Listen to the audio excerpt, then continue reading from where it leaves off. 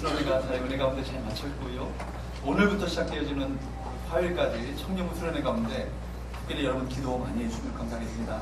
우리 청년들이 이번 수련회 가운데 주를 만나고 인격적으로 주를 만나고 말미암아 인생관과 또 가치관, 세계관이 바뀌어지고 또 그들의 꿈과 비전이 달라지는 놀라운 역사가 있게 하고 주옵소서. 전주를 인격적으로 만남으로 말미암아 그리스도인 가운데 큰 감격이 있는 은혜의 시간 될 수 있도록 위해서 기도해 주시면 감사하겠습니다. 우리 자모실 우리 자모님들 우리 격려 박수 한번 또 인사할까요? 사랑합니다. 축복합니다.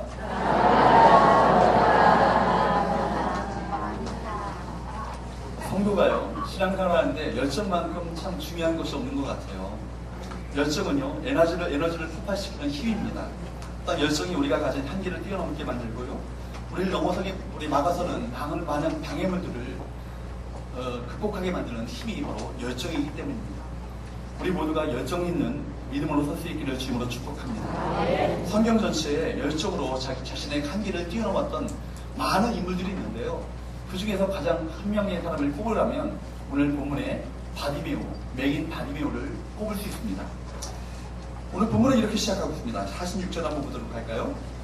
시작. 그들이 여리고에 이르렀더니 예수께서 제자들과 허대 무리와 함께 여리고에서 나가실 때 디메오의 아들인 맹인 것이 바디메오가 길가에 앉았다가, 본문은요 바디메오의 신분에 대해서 몇 가지를 이야기하고 있습니다. 첫 번째는요, 그 사람이 뭐예요? 맹인이에요. 눈을 볼 수 없는 맹인입니다. 또 뭡니까? 거지입니다. 맹인이자 거지인 그가 교육의 혜택을 받았으니 만무합니다. 근데 맹인이자 거지였던 바디메오가 누구를 만나요? 예수님을 만나게 됩니다. 만나고 나서 그가 일생이 완전히 뒤바뀌어지는, 변화되어지는 놀라운 축복을 그가 경험하게 됩니다. 내 가치관이 달라졌고요, 그의 존엄성이 회복되었습니다. 그리고 그는요 초대교회 가운데 그 이름이 알려지는 영향력 있는 믿음의 사람이 되었던 것을 보게 됩니다. 예수님께서 복음서에서 수많은 사람들을 병을 고쳐주시죠. 맹인도 고쳐주시고 또 귀머거리도 또 듣지 못하는 그 청각 장애인들도 고치십니다. 안진병이들도 일으키시고요, 놀라운 하나님이 죽었던 사람들도 살아나는 놀라운 역사가 일어납니다. 그런데 대부분의 사람들은요 그 이름이 밝혀지지 않아요. 한 맹인을 고쳤고 귀먹은 사람을 고쳐줬고 안진병을 일으키셨던 그 사건들에 그 이름 없는 수많은 사람들이 지나가고 있습니다. 그런데 마태와 마가복음서에서 그의 이름이 언급되었다는 것은 이 마태와 마가복음서를 받았던 공동체가 누구의 이름을, 이 디메오의 아들, 바란 얘기는 아들이라는 뜻이거든요. 바디메오가 바로 바디메오라는 이 이름을 알았다는 것을 우리가 알 수 있는 것이죠. 그냥 몰랐다라면 한 맹인하고 넘어갔을 텐데 성경이 그 이름을 밝혀주고 있는 것은 초대교회 공동체가 이 바디메오에 대해서 이미 익히 잘 아는 사람이라는 것을 우리에게 밝혀주고 있습니다. 이런 얘기예요. 야, 잘 들어봐. 지금 내가 한 얘기를 할 텐데 너희들 다 바디메오 다 알지? 바디메오 그 사람 있잖아. 옛날에 이 맹인이었어. 그 사람 거지였어. 그랬는데 맹인 여자 거지였던 이 바디메오가 누구를 만나? 예수님을 만나니까 그가 예수님을 길에서 따르게 되었고, 이제까지 이렇게 놀랍게 이 교회를 아름답게 섬기는 위대한 영적 리더가 된 거야. 이런 얘기를 하는 거야. 맹인이었고 거지였고 못 배웠고 가족에조차 버림받았던 이 바디메오가요, 바로 이 한 사람이 예수를 만나서 변화되었습니다. 눈을 뜨고 회복하고 치료되어졌던 그 정도가 아니라 초대교회의 큰 사역을 책임지는 영적인 리더가 되었다는 것을 우리가 볼 수 있습니다. 우리 모두도 이런 소망을 가질 수 있기를 주님으로 축복합니다. 바디메오보다 더 밑바닥에 내려가신 분이 계신가요? 바디메오보다 더 비천한 처지 가운데 계신 분이 계신가요? 아니잖아요. 그보다는 최소한 우리가 더 나은 인생을 살고 있습니다. 그렇다면 우리도 바로 바디메오처럼 주님을 만나기만 한다면 우리 인생이 바뀌어지는 놀라운 역사가 나타나게 될 것이고, 우리를 통해서 많은 사람들에게 선한 영향력을 미치는 우리가 바로 영적인 리더가 되어지는 놀라운 축복이 있게 될 줄로 믿습니다. 목사님 제가 80이거든요. 모세가 80살 때 영적 믿음을 했어요. 믿으시기 축복하며 목사님들, 여러분 믿음을 가지고 하나님께서 내게 베푸실 놀라운 크신 역사는요, 내 한계를 뛰어넘는 거예요.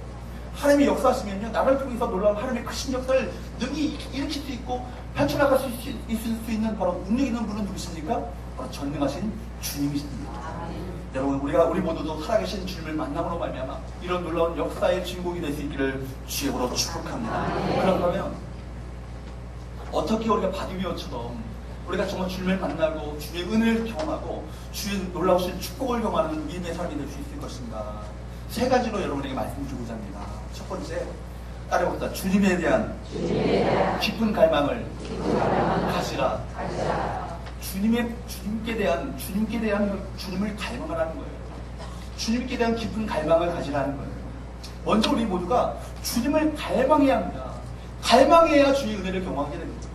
그래서 청교도들은요, 항상 성령 충만은 다른 것이 아니라 주님께 대한, 성령에 대한 갈망합니다. 그런 얘기를 했어요. 갈망하는 심령이요, 성령의 은혜를 경험하게 되어지고, 갈망하는 심령이 주님을 만나게 되어지고, 갈망하는 심령들 가운데 성령의 충만한 은혜가 부어진다는 거예요. 충만한 은혜가 부어지게 되면 더 깊은 갈망을 가지고 주님을 사모하는 자리로 나아가게 됩니다. 계속 순환되어지는 것이죠. 여러분, 우리 모두에게 주님께 대한 거룩한 갈망이 불일듯 일어날 수 있기를 주님으로 축복합니다. 47절 한번 보도록 합니다. 시작. 나사렛 예수시란 말을 듣고 소리질러 이르되 다윗의 자손 예수여 나를 불쌍히 여기소서 하거늘. 아멘. 그는 앞을 보지 못하는 사람이에요. 사람들은요, 그에게 뭐라고 합니까? 맹인 바디메오에게 지금 나사렛 예수시다 하면서 지금 나사렛 예수가 지나가고 있어 이야기하는 거예요. 예수가 오시고 있다. 예수가 우리 도성 여리고 성에 지금 지나가고 있어. 이렇게 얘기했습니다. 그런데 이 소개를 듣고 예수님을 향하여서 그가 그 예수님을 불렀던 타이틀이 뭐예요? 나사렛 예수시여 나를 불쌍히 여겨 주옵소서. 이렇게 말하는 것이 아니라 뭐라 불렀어요?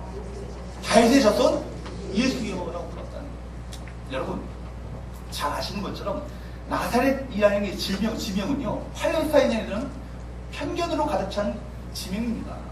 거기는 이방인과 유대인들이 자주 섞였고요. 또 혼혈 결혼도 유행했습니다. 그래서 우리가 잘 아는 유명한 속담, 나사렛에서 무슨 선한 것이 날 수 있겠느냐, 이런 얘기가 그렇게 나올 만큼 그 지명 자체가 아주 사람들에게 별볼 일 없는 촌구석이라는 얘기예요.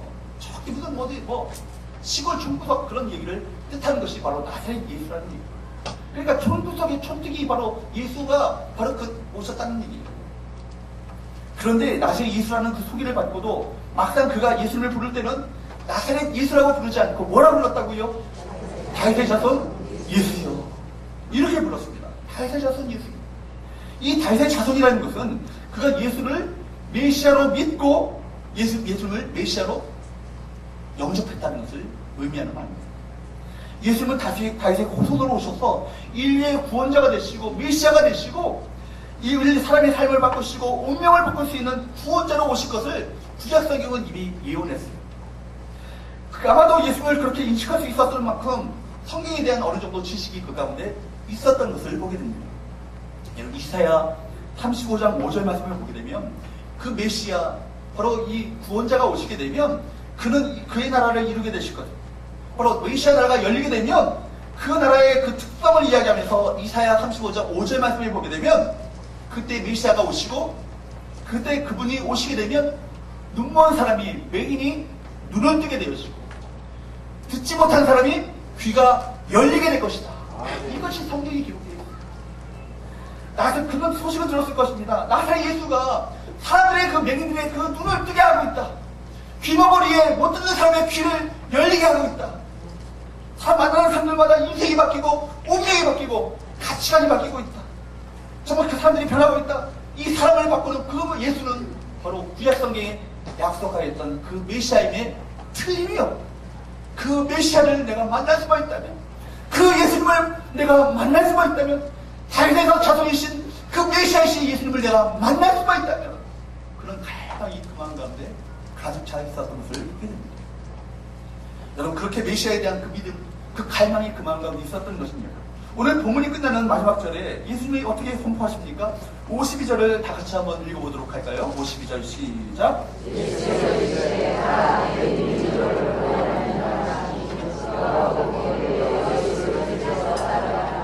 가라, 내 무엇이 너를 구원하였다? 믿음이. 누구에 대한 믿음? 예수님에 대한 믿음. 예수님이 메시아이시고, 예수님이 날 구원하시고, 예수님이 날 치유하시고, 예수님이 날 회복하시고, 나를 건져내실, 역경 가운데, 위기 가운데, 어려움 가운데 건져내실 바로 내 인생의 진정한 해답이신 예수님. 그 예수님에 대한 그 믿음이 너를 구원하였습니다. 여러분, 그가 눈이 떠지는, 눈이 열려지는 그 체험, 기적이 열려지면서, 체험시키면서 예수님이 선언하시는 거예요. 내 믿음이 너를 구원하였습니다. 예수님을 메시아로 하나님의 기름 부어 주셔서 보내주셨던 분, 나를 고치시고 내 육체도 고치시고 내 마음도 고치시고 내 영혼도 변화시켜 주실 수 있는 분, 내 삶의 통치자, 그리고 내 삶을 바꿀 수 있는 나의 희망이요 구원이신 예수, 내 인생 가운데 전부가 되시는 그분 예수, 그분은 바로 나의 메시아. 이 사실을 그가 믿었다는 것을 보게 됩니다. 여러분, 왜 우리가 교회에 나와도 왜 인생이 바뀌지 않죠? 왜 수많은 예배를 드려도 왜 우리 인생 가운데 진정한 변화가 없을까요? 그것은 믿음이 없기 때문입니다. 누구에 대한 믿음? 예수님에 대한 진정한 믿음이 없습니다. 여러분, 예수님을 우리 인생의 주님으로 만나지 못했기 때문에 그 인생이 바뀌어지지 않는 거예요. 저는 목사의 아들로 태어났습니다. 또 목사의 아들로 자라면서 수많은 예배를 드렸어요. 그런데 그때까지요, 수많은 예배를 드리는데 내 인생의 진정한 목적과 내 인생에 대한 목표와 비전과 가치관을 내가 진정으로 발견할 수 없어요. 그런데 내가 정말 주님을 만나게 되어지고, 초등학교 6학년 때 정말 여름에 정말 주님을 만나게 되어지고, 성령의 은사를 체험하게 되어지고, 그리고 제 고질적인 수술을 앞두고 있었던 충농증이 치감을 받게 되어지는 놀라운 역사를 경험하고 나서, 그리고 나서 내 인생의 비전이 나가죠. 내가 무엇을 위해서 살아야 될지를 분명하게 깨닫게 돼요. 여러분, 모태신앙에 우리 자녀들 전혀 이 삶 가운데 진정한 의미와 삶에 대한 목적을, 꿈은 꿈과 비전이 없는 우리 많은 자녀들이 있습니다. 그 자녀들이 왜 변화되지 않습니까? 예수에 대한 많은 얘기를 들었어요. 수많은 예배는 드립니다. 그러나 주를 진정으로 실제적으로 만난 체험이 없는 거예요. 감격이 없는 거예요. 진정으로 그 주님을 만났던 사건이 없는 거예요. 우리 부모들은요, 부모님 자녀들이 교회에 앉아있으니까 예수를 믿는 줄 알아요. 근데 생각은 딴 데가 있어요. 예배 드리면서도 딴 데가 있어요. 예배 드리는 그 태도를 보면요, 그 사람이 무엇을 생각하고 있는지, 정말 그 사람이 정말 예수를 만난 사람인지 안 만난 사람인지를 분명히 알 수 있어요. 우리 자녀들 예배 드리는 그거 하나만 봐도요, 그 자녀가 하나님을 만난 자녀인지 아닌지 분명히 알 수 있어요. 왜 변화되지 않습니까?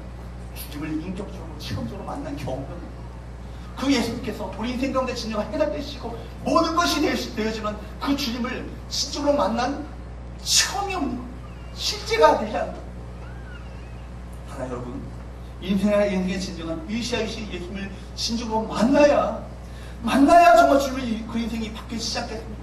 내가 무엇을 위해서 살아야 될지, 무엇을 위해서 달려가야 될지, 무엇을 위해서 내 인생의 모든 것을 걸어야 될지를 깨닫게 되지 않겠습니까? 아무도 바꿀 수 없는, 아무와도 바꿀 수 없는 진정한 가치이신, 고백이신 예수님을 만나는 그 축복이 특별히 청년부 수련회 가운데 있게 되기를 주님으로 축복합니다. 우리 자녀들이 그 은혜를 경험해야 되는 거예요. 또 아직도 주님을 만나지 못한 우리 성도님들 계시다면 그 은혜와 축복이 우리 모두에게 있게 되기를 축복합니다. 주님 앞에 내가 아직 주님을 만난 그 경험이 없다면 간절함을 가지고 갈망함을 가지고 주 앞에 엎드리십시오. 주님, 나를 불쌍하게 여겨 주시옵소서. 내가 주님을 믿기 원합니다. 주님을 만나기 원합니다. 내 인생을 바꿔주시기 원합니다. 내 인생이 변화되기 원합니다. 내 인생 가운데 진정한 회복의 역사가 있기를 원합니다. 갈망을 가지고 주 앞에 나올 때 그 갈망한 심령 가운데 주님 만나시는 은혜를 베풀어 주실 줄로 믿습니다. 여러분, 바디메오는 예수에 대한 소망을 듣고 예수에 대한 그 갈망을 품었어요. 즉 그에게는 영적인 목마름이 있었습니다. 이것이 중요해요. 우리에게도 영적인 목마름이 있어야 되는 거예요.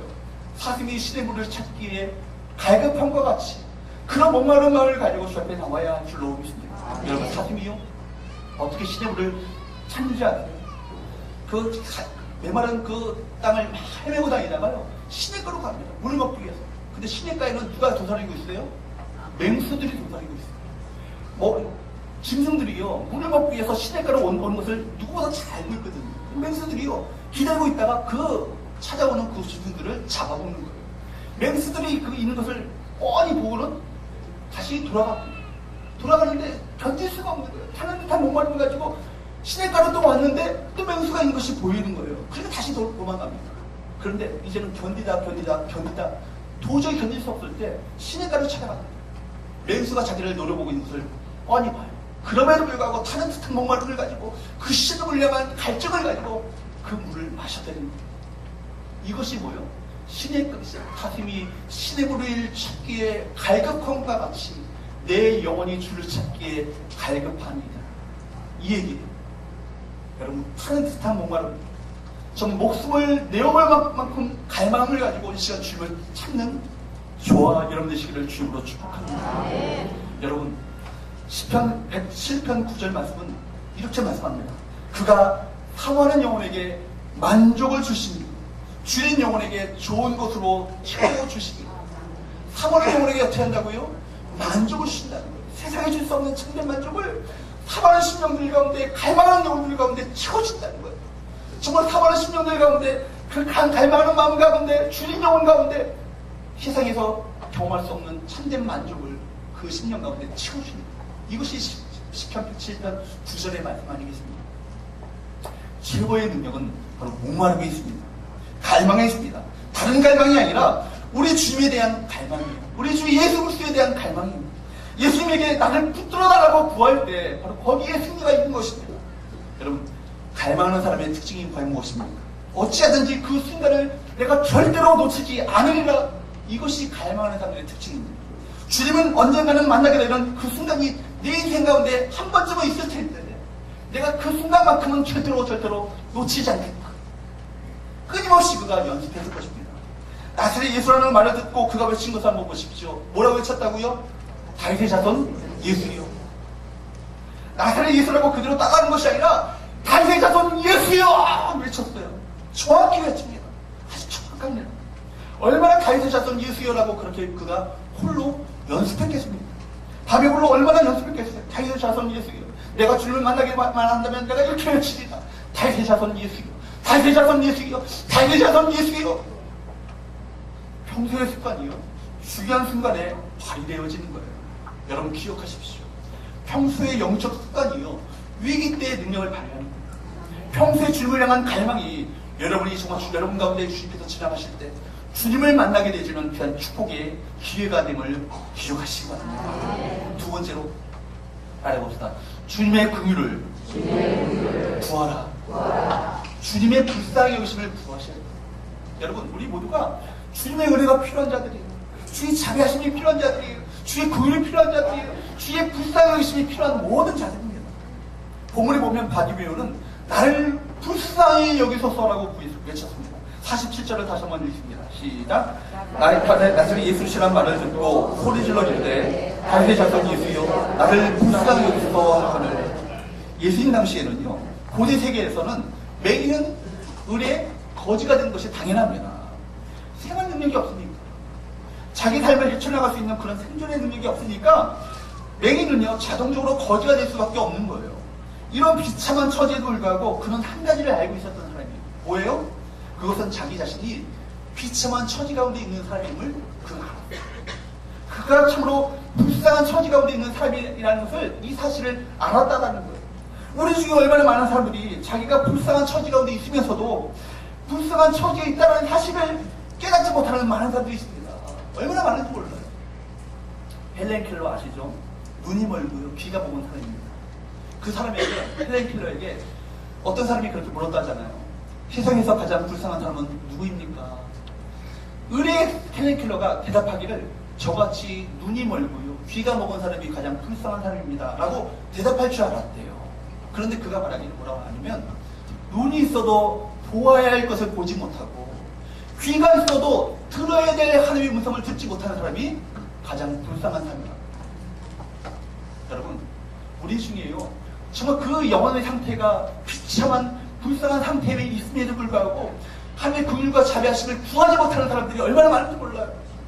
세상에 많은 사람들, 세상에 헛되고 헛된 것들만 그거 바라보는 나머지 진정으로 보아야 될 인생의 가치이신, 보배이신, 저구이신 예수님을 모른 채 살아가는 사람들이 많은지, 주님의 음성을 귀닫고 살아가는 사람들이 많아요. 여러분, 그런데 이 사람은요 그것을 알았어요. 자기가 정말 불쌍한 삶이고 하나님의 긍휼과 자비가 필요한 삶임을 깨달았어. 그렇기 때문에 그가 외치고 청합니다. 하나님 앞에 외칩니다. 다윗의 자손 예수여, 나를 불쌍히 여기소서. 나를 불쌍히 여겨주옵소서. 사람들이 예수님 앞에 나오지 못하는 이유가 거의 무엇입니까? 왜 그럴까요? 그것은 자신의 불쌍함을, 비천함을, 존재의 비천함을 인식하지 못하기 때문에 나오지 못하는 거예요. 어떤 사람이 심각한 질병에 걸렸어요. 그 사람이 그렇다면, 이 사람이 병에 걸린 것을 걸렸다면 병의 심각한 증상들이 나타나고 있습니다. 그런데 이 사람이 병원에 가지 않아요. 왜요? 내가 무슨 병원에 갈 필요가 있어? 나 건강해. 근데 뻔히 의사가 보기에 이 사람은 병이 걸렸거든요. 치료가 급박하거든요. 나 치료 안 받아. 나 건강한데 무슨 치료가 필요해? 이 사람에게는요, 소망이 없어요. 여러분, 병원에 가서 의사에게 자기의 환부를 내어미는 것, 이것이 치료의 출발인 거예요. 검사를 받아 어느 부위에 어떤 부위에 연약함이 있다는 것을 알게 되는 것, 이것이 치료의 출발입니다. 여러분, 우리가 비천한 것을 알지 못한 채, 자신이 불쌍한 삶임을 알지 못한 채 살아가는 것, 이 사람에게는 소망이 없는 거죠. 주님의 불쌍히 여기심을 구하고 주의 긍휼과 자비하심을 구하는 가운데 주 앞에 나올 때 그 인생 가운데 진정한 소망이 있는 줄로 믿습니다. 여러분, 바로 예수님이 바로 복음이십니다. 예수님이 우리 인생 가운데 구세주가 되십니다. 우리 예수가 바로 우리의 구주가 되신다는 사실, 이것이 복음이죠. 이 사실을 우리가 알고 믿고 주 앞에 나올 때 우리 인생 가운데 진정한 소망이 있습니다. 하늘은요, 불쌍하다는 말을 견디기 힘들어요. 싫어요. 다른 사람이 나를 불쌍히 여기면요, 참으로 견디기 힘듭니다. 그런데 스스로 불쌍한 삶이라고 느끼는 사람은요, 참으로 그 사람은 복된 사람이에요. 왜요? 그것이 바로 그 인생 가운데 인생의 진상이기 때문입니다. 진정한 모습이 있기 때문입니다. 여러분, 어느 누구도 다 하나님의 주님의 불쌍한 여기심을 받아야 될 사람들이에요. 다 누구나가 인생 가운데 그렇다게 살아가고 있습니다. 인생 가운데 내가 뭐 아무런 도움이 없는 것처럼, 도움이 필요하지 않는 것처럼 살아가고 있지만, 누구나가 여지없이 다 누구나가 주의 불쌍한 여기심과 긍휼과 자비가 필요한 인생임을 여러분 기억하십시오. 우리는 불쌍한 사람입니다. 죄 가운데 몸부림치면서 살아야 될 인생들인 거예요. 그러므로 자신의 불쌍한 상태를 애통해야 하는 마음, 그것이 참으로 중요한 것입니다. 스스로 애통해야 할 줄을 모르는 사람, 그 사람은 실로 참 불쌍한 사람입니다. 주님의 도우심을 구하셔야 돼요. 예수의 도움이 없이는, 주님의 은혜 없이는 한순간도 한시간도 살 수 없는 연약한 죄인임을 겸손히 고백하면서 주의 자비하심과 긍휼과 불쌍히 여심을 구하는 가운데 주 앞에 나오는 자, 그 사람이 참으로 복이 있는 사람입니다. 그 사람이야말로 그 기도가 바디메오처럼 간절해지기 때문입니다. 불쌍한 자신을 위해서 목 놓아 울 수 있기 때문입니다. 그렇습니다. 자기 자신을 어느 정도 얼마나 불쌍히 여기는가, 이것이 기도의 농도를 결정한다는 말이 있어요. 무슨 얘기예요? 내가 나 자신을요, 주의 은혜가 필요한 자이고 참으로 주의 불쌍히 여기심을 진정으로 깨닫는 사람, 그 사람은요, 그냥 설렁설렁 기도하지 않아요. 간절함을 가지고, 갈급함을 가지고, 주여 나를 불쌍히 여기지 않으시면 저는 살 수 없습니다. 주의 은혜가 없이는 저는 살 수 없습니다 라고 목 놓아 주 앞에 부르시어 기도할 수밖에 없는 겁니다. 어떤 사람이 하나님을 만나요? 상한 마음, 깨어진 마음, crying prayer, 정말 울부짖는 그 기도, 간절한 기도, 눈물의 기도, 이것이 힘이 있습니다. 눈물에 통하는 마음, 상한 마음을 가지고, 깨어진 마음을 가지고 간구하는 그 기도, 애타게 부르짖는 눈물의 기도. 주님, 저를 불쌍히 여겨주옵소서, 저를 긍휼히 여겨주시옵소서. 그 안에 힘이 있어요. 그 안에 파워가 있어요. 능력이 있어요. 하늘 보좌로 움직입니다. 하나님은요, 절대로 성경 말씀하시기를 통회하는 마음을 절대로 멸시치 아니하시네요. 멸시치 않으려 한다는 얘기는요, 그 통회하는 마음을 귀중하게 보신다는 얘기입니다. 그러므로 우리 자신에 대한 절망은요, 소망의 시작임을 기억하시기 바랍니다. 내가 할 수 없습니다. 주님, 저는 아무것도 할 수 없습니다. 그러기에 주의 은혜가 필요하고, 주의 도우심이 필요하고, 주의 간섭하심이 필요하시고, 주의 나를 붙들어 주심이 필요하고, 이렇게 주 앞에 눈물 흘리며 기도할 수 있어야 줄로 믿습니다. 토미 테니는 그의 책 다윗의 장막이라는 그 책에서 이렇게 얘기했어요. 눈물은 하나님의 마음을 움직여 그늘의 샘을 솟게 합니다. 눈물은 하나님의 마음을 움직여서 하나님 가운데 그늘의 샘을 솟게 만든다. 여러분, 길을 가다가요, 무릎에 깨진 아이들의 그 자녀의 소리를 들어요. 가만히 있을 부모가 어디 있겠습니까? 여러분들이 하나님 앞에 울어요? 상한 마음을 토해요? 주님, 하나님, 제가 10년, 20년 교회를 다녔지만 정말 주님을 만나지 못했습니다. 한 번도 이 하나님에 대한 이 갈급함, 이 인지하심이 없었습니다. 정말 이 시간 제가 하나님을 만나고 싶습니다. 하나님을 만나기 원합니다. 저를 불쌍히 여기시고 저를 만날 수 있는 그 은혜를 베풀어 주옵소서. 통회하며 주 앞에 몰리게 될 때 그 10년 가운데 주님을 만날 수 있는 은혜를 베풀어 주실 줄로 믿습니다. 간절히 울 때 하나님은 먼저 달려오실 거예요.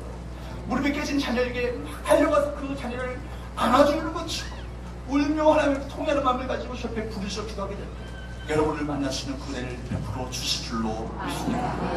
세 번째, 마지막으로 따라봅시다. 장애물을 믿음으로 돌파하라. 여러분, 장애물을 뭘로 돌파하시라고요? 믿음으로 돌파하셔야 돼요. 여러분, 신앙생활 하면요, 반드시 주님께 가까이 나갈 때 장애물이 있어요. 장애물이 없을 수가 없습니다. 장애물이 있습니다. 내 인생 가운데 주님을 보려면, 내 인생이 하나님의 은혜로 변화되려면 우리에게 주어져 있는 이 장애물을 믿음으로 돌파할 수 있어야 돼요. 여러분, 주님을 찾을 때, 구도자가요, 진리를 찾을 때 반드시 그를 가로막고 있는 장애물이 있습니다. 교회 앞에 교회 나오는데요, 주차위원들이 불친절해요.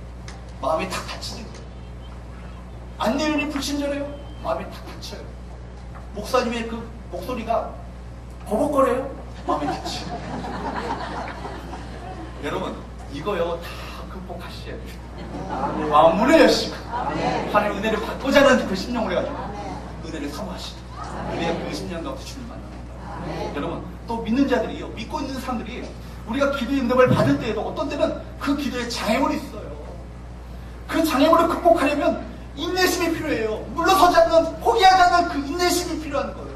하나님의 때에 반드시 여러분에게 응답하십니다. 그러나 그 하나님의 때가 멀리 있는 것처럼 느껴지는 거예요. 어느 때 이 맹인 바디비우는 단 한 번의 부르심에 응답받은 것이 아니에요. 그가 예수님을 만나자마자 바로 눈을 떴던 것은 아니에요. 다시 본문의 정황을 보십시오. 47절 한번 봅니다. 시작. 나사렛 예수시란 말을 듣고 소리 질러 이르되 다윗의 자손 예수여 나를 불쌍히 여기소서 하거든. 여러분, 그때 눈이 팍 떠졌다? 아니죠. 다윗의 자손 예수시여 나를 불쌍히 여기소서. 그 순간 그의 눈이 떠지니라.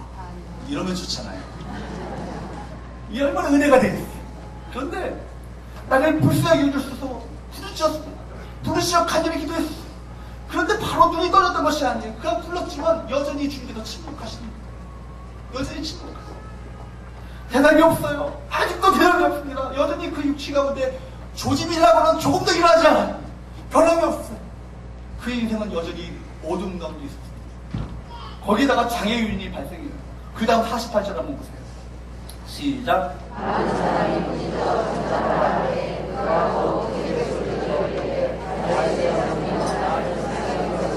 장애물이 누구였어요? 많은 사람이죠. 많은 사람이 장애물이에요. 예수님을 배웠다고 있는 수많은 사람들, 그 사람을 비집고 들어갈 수가 없는 거예요. 그뿐만 아니라 그 많은 사람들이 장애 요인으로 증명할 뿐만 아니라 이 맹인을 향해서 뭐라고 말합니까? 잠잠하라. 이렇게 말한 게 아니에요. 뭐라고요? 꾸짖죠. 잠잠해! 조용해! 그때 말로 입 닥쳐! 막 이랬을 거야. 조용히 어디서 네가 함부로 이렇게 사람들이 막 그랬을 거예요.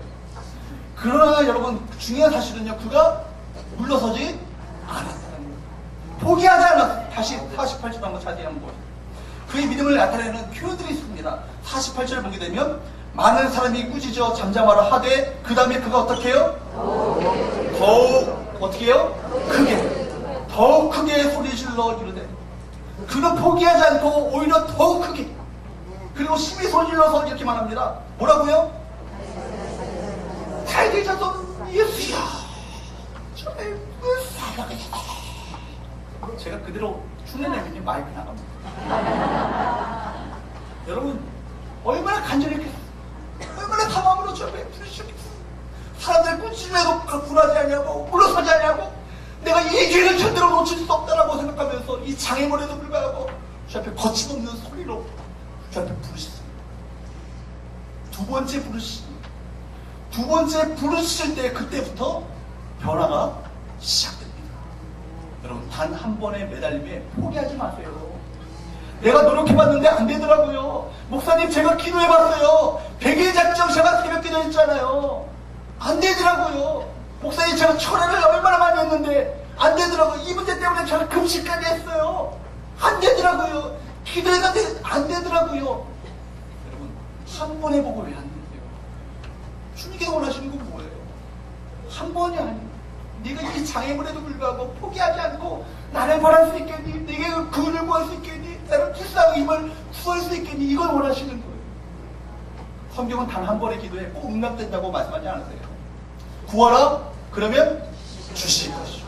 그런데요 이 구하라는 말 자체가 현재 시대인데 텐스가 시제가요 계속성 지속성을 말하고 있어요. 그러니까 구하라는 얘기는요 한 번 구하라는 게 아니라 어떻게 구하라? 계속 구하라. 계속 구하라 그러면 주실 것이요. 찾으라도 한 번 찾으라는 얘기가 아니에요. 뭐예요? 계속 찾으라 그러면 찾아낼 것이요. 문을 두드리라 한 번 문 두드리라는 얘기가 아니에요. 어떻게 해요? 지속적으로 계속적으로 문을 두드리라 그러면 열릴 것이요. 한 번 딱 두드려서 문이 쫙 열리면 좋잖아요. 자동 판매기에서 동전 딱 열면 탁 나오는 것처럼 기도 응답이 그렇게 되면 얼마나 은혜가 되겠습니까? 하나님이 내가 한 번만 기도했는데 이렇게 응답하셨어. 이렇게 자랑할 수 있고 얼마나 좋겠어요. 근데 그렇지 않아요. 우리 하나님은 그런 식으로 우리 기도에 응답지 않으세요. 그런 식으로 하나님 우리 기도에 응답하지 않으신다는 거예요. 분명한 것은 우리 믿음의 진실성을 테스트하시기 위한 목적이 있으신 거예요. 이 사람은요 장애 요인이 발생했지만 그러나 물러나지 않았습니다. 물러가지 않은 배경 속에서 우리는 이런 것을 생각해 볼 수 있는 거예요. 나는 알아. 주님은 마침내 나를 도우실 거야. 그분은 나를 만나주실 거야. 내가 그분이 기어이 나를 만나주시는 그 은혜를 풀어주실 거야.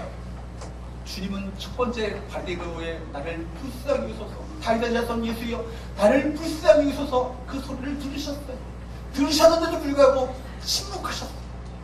왜냐하면 그럼에도 불구하고 내가 계속해서 나를 찾을 수 있게 이거를 보기를 원하셨던 거예요. 여러분 이것이 믿음 아니겠습니까? 단 한 번의 기도에 내 상황이 달라지지 않는다 할지라도 내가 단 한 번의 매달리면 내 상황이 바뀌어지지 않는다 할지라도 나는 믿어 주님은 마침내 내 기도에 하나님의 때에 놀랍게 역사하실 거야. 바로 이런 사람의 기도는요 반드시 응답받습니다. 아멘. 어떤 사람이요 기도하는 족족 다 응답받아요. 다 응답받아요. 이유가 뭔지 아십니까? 응답받을 때까지 여러분 우리 주변에 보면요 기도에 풍성한 응답을 경험하는 사람들이 있어요. 기적 같은 삶을 살아가는 분들이 많이 계시죠. 그분들을 보면요 계속해서 엎드리는 분들이에요. 기도 많이 하는 분들입니다. 여러분 저는 기도의 질 참 중요하다고 생각합니다. 기도의 질 중요한데 질뿐만 아니라 더 중요한 것은 기도의 양이에요. 기도의 양. 실제로 많이 기도해야 되는 거예요. 많이 엎드리셔야 되는 거예요. 계속 엎드려야 합니다. 주 앞에 엎드려야 되는 거예요. 주님께서 가르치시기를 뭐라고 하셨어요? 항상 기도하고 낭망치 말아야 할 것을 비유하여 이르시되 말씀하셨잖아요. 항상 기도하고 낭망치 말래요. 왜냐하면 낭망할 수 있어요. 기도했는데 응답되지 토끼 응답되지 않거든요. 그런데 너희가 낭망치 마. 반드시 하나님의 때가 있다. 하나님의 때가 가장 순한 때야. 바디메오는요 주변의 방해 공작에도 결코 물러서지 않았어요. 언제까지요? 예수께서 돌아서실 때까지. 우리도 이렇게 돌아서실 때까지 믿고 기도하는 이 믿음이 우리 가운데 있어야 될 줄로 믿습니다. 이것이 돌파해야 돼요. 잘 보십시오. 바디메오가 부르시니까 예수님이 가던 그 걸음을 멈추시고 응답하셨어요. 49절을 멈추세요. 시작. 예수께서 머물러서서 그에게 그를 부르라 하시니 그들이 그 맹인이 부르며 이르되 안심하고 일어나라 그가 너를 부르신다 하매 그 다음 구절이 너무 감동적이에요. 뭐라고요? 50절 시작. 맹인이 겉옷을 내버리고 뛰어 일어나 예수께 나아오거늘 그가 내 뭘 내버렸다고요? 겉옷을 여러분 그 당시에 겉옷은요 이불이자 재산이에요. 예수님 십자가에 달려서 하셨을 때 병사들이 예수님의 그 통으로 짠 이 겉옷을 제비모가 자기 가지려고 서로 다퉜다는 얘기예요. 그 정도로 귀했습니다. 이 겉옷이야말로 거지 바디메오에 있어서 재산 목록 1호이자 가장 유일한 가진 귀중품이에요. 그런데 거지 바디메오가 주님 앞에 달려나가는데 이것이 거치한 거리잖아요. 걷어놓는 거. 예수 믿는 사람은요 그렇게 내버릴 줄 알아야 돼요. 진짜 은혜 안에 있으면 자신이 가장 귀하게 여기는 것 그조차 주님에 비해서 이것이 아무것도 아님을 깨닫게 되어집니다. 바디메오는 자신이 귀하다고 생각하는 것을 버리고 그리고 나서 어떻게 됐다고요? 일어나 뛰었어. 누가 뛰었다고요? 맹인이. 여러분 저는 어릴 때 맹인이 얼마나 답답할까 생각해가지고요 한번 이렇게 길 가다가 누군가 걸어본 적이 있어요. 그러다 전봇대에 한번 실제로 그 시장을 한 적이 있어요. 얼마나 눈앞이 캄캄하고 무서운지 모르겠어요. 여러분 눈을 감고 뛰어보십시오. 겁나지 않겠습니까? 어딘가에 쿵 부딪히지 않겠습니까? 근데 앞이 보이지도 않는 그 사람이 뛰어 일어나 예수님을 향해서 막 달렸어요. 예수님이 부르시는 그 일보다 더 식판 일이 어디 있겠습니까? 더 중요한 일이 어디 있겠어요? 믿고 뛰어나갈 수 있는 그 믿음, 이것이 진정한 믿음입니다. 맹인도 뛰는데 여러분 왜 안 뛰죠? 주님을 향해 왜 안 들어가세요? 우리에게 바로 이 믿음이 있어야 될 줄로 믿습니다. 앞이 보이지 않는데도 믿고 뛰어나갔어요. 여러분에게 믿고 뛰어가는 이 믿음의 돌파력이 우리 모두에게 있게 되기를 주님으로 축복합니다. 당장 눈앞에 어떤 장애가 있다고 할지라도 포기하지 마시고, 난관이 있다고 할지라도 포기하지 마시고 흔들리지 마시고 더욱더 믿음의 굳건히 서는 저와 여러분 되시기를 주님으로 축복합니다. 시간이 갔지만 다시 한번 정리합니다. 첫 번째, 주님께 대한 깊은 갈망을 가시고 또한 주님의 긍휼하심, 불쌍히 계심을 주 앞에 구하시고 세 번째, 모든 난관, 장애물들을 믿음으로 돌파하는 믿음의 삶이 될 때 우리 모두가 주님을 만나게 되시고 주님의 놀라우신 축복 가운데를 경험하게 될 줄로